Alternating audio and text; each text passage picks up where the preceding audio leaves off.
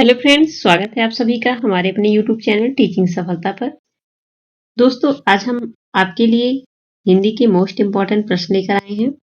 अगर आप UP TET की परीक्षा की तैयारी कर रहे हैं तो आप इन प्रश्नों को एक बार जरूर देखें। ये ऐसे प्रश्न हैं जो आपसे परीक्षा में पूछ सकता है।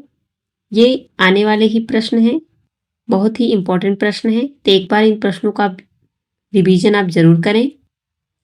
यदि आप और अन्य कोई परीक्षा की तैयारी कर रहे हैं फिर भी आप देख सकते हैं। तो चलिए फ्रेंड्स, शुरुआत करते हैं प्रश्नों की। सबसे पहले प्रश्न हमारा है, संकर शब्द किसे कहते हैं? ऑप्शन है ग्रामीण भाषा शब्द, या दो भाषाओं के शब्दों से मिलकर बना शब्द, या सी है संस्कृत भाषा शब्द, या ग्रामीण व संस्कृत भाषा के कुछ विशेष शब्द। तो हमारा जो सही उत्तर हो जाएगा ऑप्शन बी, यह दो भाषा के शब्दों से मिलकर बना शब्द होता है जिसे संकर शब्द कहते हैं। जैसे उदाहरण के तौर पे रेल गाड़ी, ये दो शब्दों से मिलकर बना होता है, रेल और गाड़ी। रेल अंग्रेजी शब्द हो गया, यह अंग्रेजी का हो गया, और ये गाड़ी हिंदी का। तो ये इसे ही संकर शब्द कहते हैं। यह दो भाषा के शब्दों से मिलकर बना हुआ शब्द होता है। अगला सवाल है, पश्चिमी हिंदी किससे विकसित हुई है? क्या यह अर्धमागधी से विकसित हुई है, या सौरसैनी से, या प्राकृत से, या मागधी से? तो हमारा जो सही उत्तर हो जाएगा ऑप्शन बी, यह सौरसैनी से विकसित हुई है पश्चिमी हिंदी।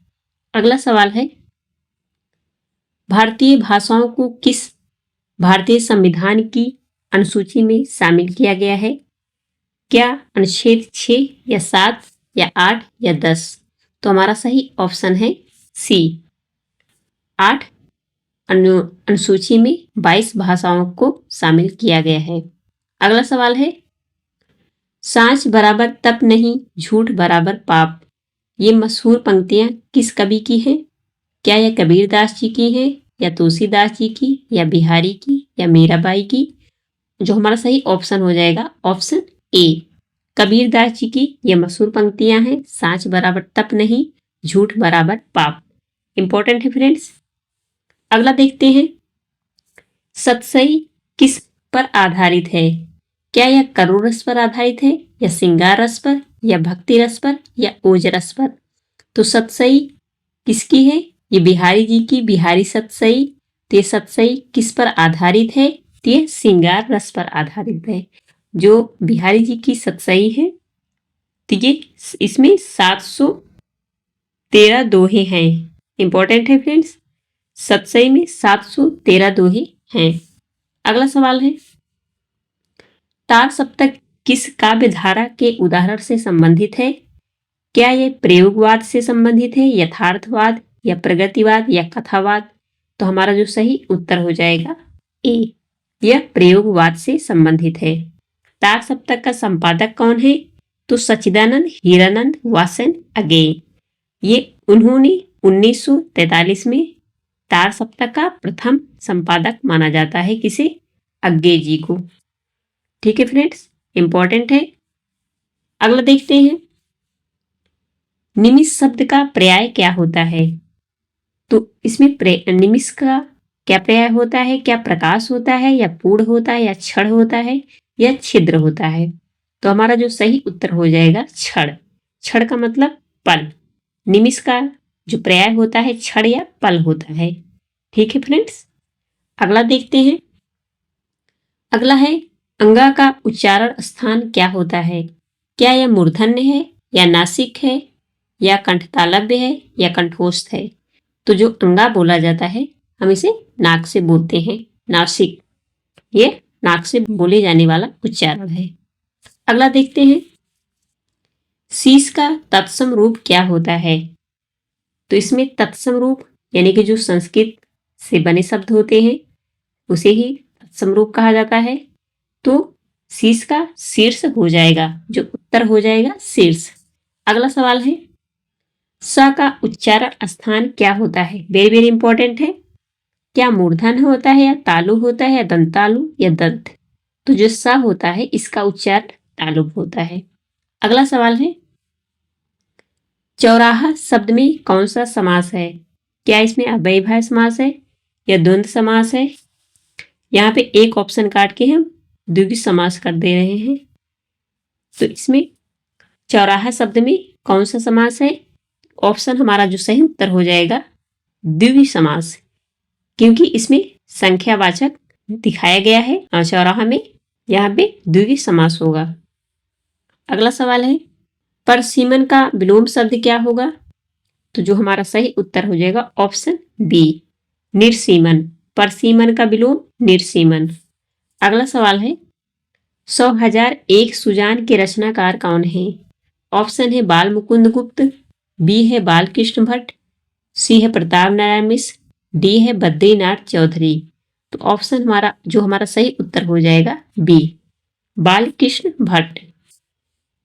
100,001 सुजान के रचनाकार हैं बालकृष्ण भट्ट। अगला सवाल है, सूफी संतों की शैली क्या थी? क्या तजुर्मा या फिर मरसिया या मसनबी या फिर गजल? उत्तर जो हमारा हो जाएगा सही सी, मसलबी। अगला सवाल है, एक और अजगर लख है एक और मृगराय, बिकट बटोही बीच ही परियो मूर्छा खाए। इसमें कौन सा रस है? क्या करुण रस है या रौद्र रस है या भयानक रस है? तो हमारा जो सही उत्तर हो जाएगा सी, ऑप्शन सी, भयानक रस, क्योंकि इसमें एक और क्या है? अजगर है और दूसरी ओर मृगराय।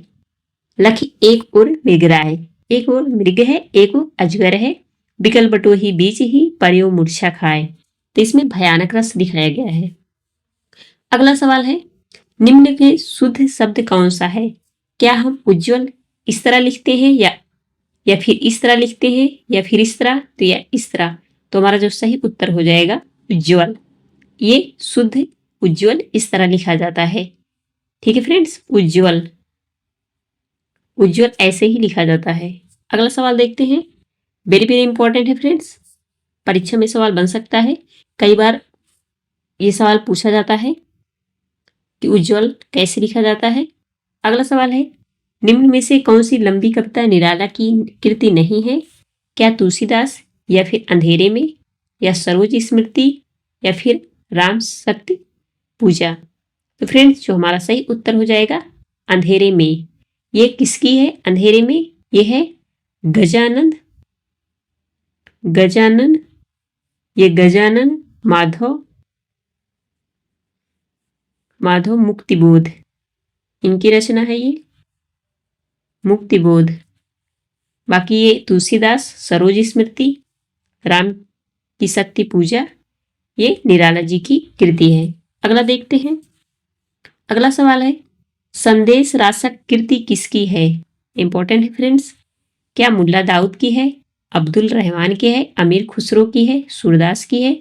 तुम्हारा सही उत्तर हो जाएगा ऑप्शन बी, अब्दुल रहमान की संदेश रासक कृति है। फ्रेंड्स अगर आपने हमारे चैनल को अभी तक सब्सक्राइब नहीं किया है तो सब्सक्राइब भी कर लीजिए। अगला सवाल है, जायसी ने पद्मावत किसके शासनकाल में लिखी थी? क्या अलाउद्दीन खिलजी के या अमीर खुसरो के या जहांगीर के या शेरशाह सूरी के? तो हमारा जो सही उत्तर हो जाएगा डी, ये शेरशाह सूरी के समयकाल में लिखी गई है पद्मावत। पद्मावत किस भाषा में है? तो अवधी भाषा में है और इसमें कितने सर्ग हैं? 57 सर्ग हैं।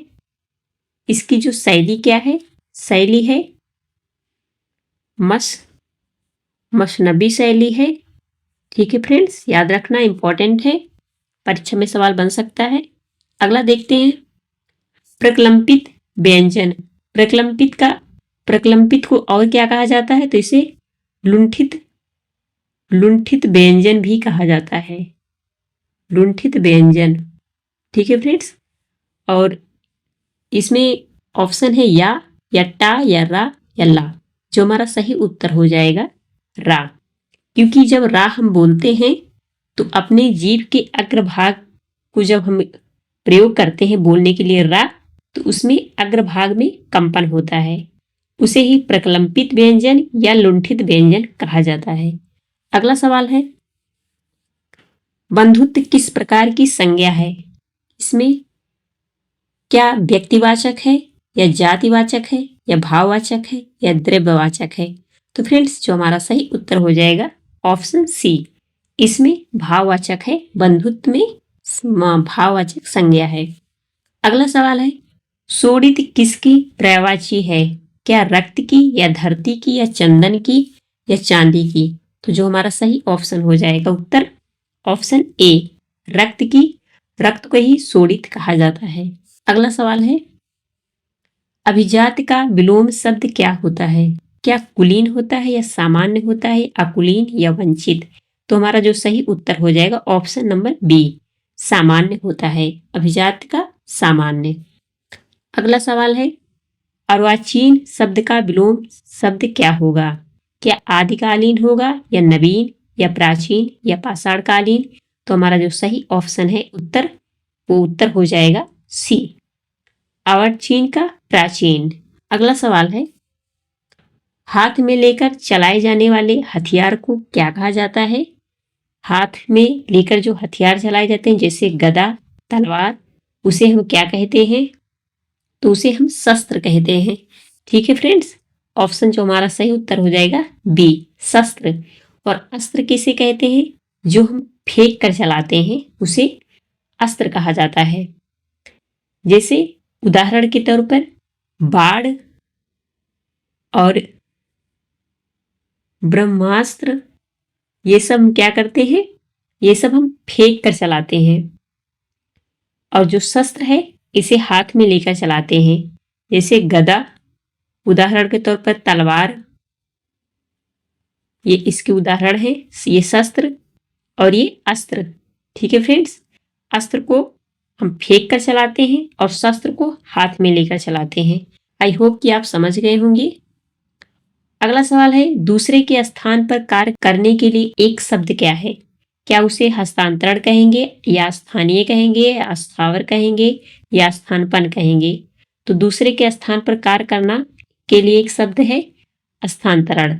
ठीक है फ्रेंड्स, अगला देखते हैं। अगला सवाल है जिन शब्दों की उत्पत्ति का पता नहीं चलता उन्हें क्या कहा जाता है?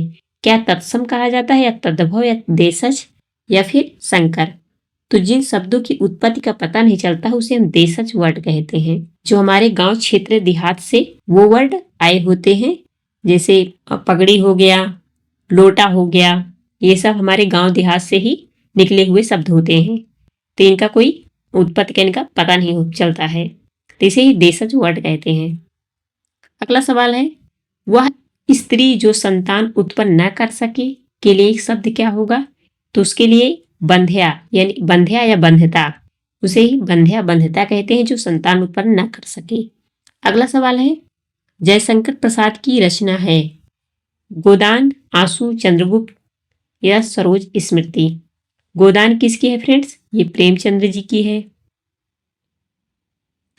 ये प्रेमचंद्र जी की है। और आंसू और चंद्रगुप्त ये किसकी है? जयशंकर प्रसाद जी की है। और ये सरोज स्मृति ये सूर्यकांत त्रिपाठी निराला जी की है। त्रिपाठी निराला।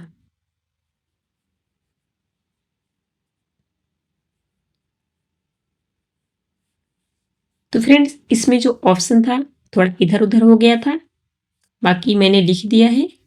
चलिए अगला देखते हैं। अगला सवाल है प्रेमचंद जी का अधूरा उपन्यास कौन सा है? यह मंगलसूत्र है। इसको पूरा किसने किया? अमृत राय। अमृत राय कौन थे? तो प्रेमचंद जी के पुत्र।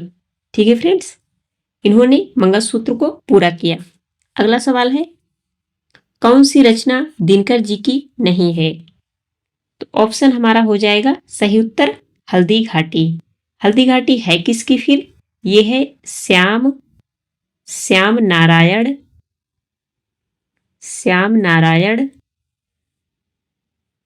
पांडे।